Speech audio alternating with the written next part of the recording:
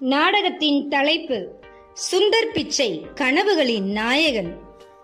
கதாபாத்திரங்கள்: சுந்தர் பிச்சை ஆசிரியர், கூகுள் சக ஊழியர், மேலதிகாரி, நேர்முக தேர்வாளர்.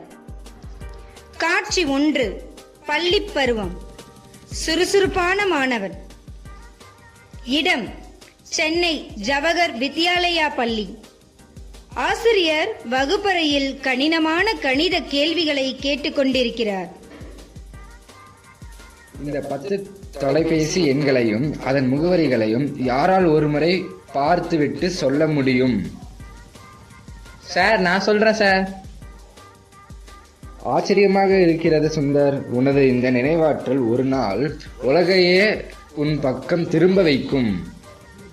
காட்சி 2. Google chrome.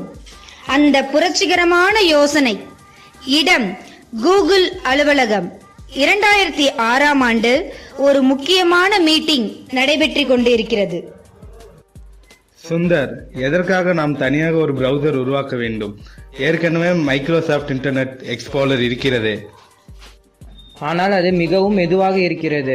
மக்களுக்கு சுறுசுறுப்பான வேகமான இணையம் தேவை. நாம் கூகுள் குரோம் உருவாக்கினால் அது இணையத்தை பயன்படுத்தும் முறையை மாற்றும். இது மிகப்பெரிய ரிஸ்க் சுந்தர். தோற்றுவிட்டால் தோல்வியை பற்றி கவலைப்படாமல் மக்களுக்கு எது சிறந்தது என்று யோசிப்போம் சார். வேகம்தான் எதிர்காலம்.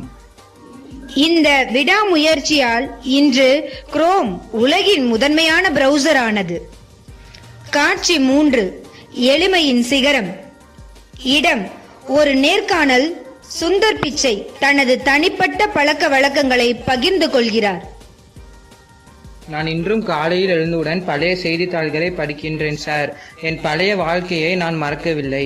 அதுதான் என்னை இன்றும் சுறுசுறுப்பாக இயங்க வைக்கிறது. நாமும் சுந்தர் பிச்சை அவர்களைப் போல சுறுசுறுப்பாக செயல்படுவோமா?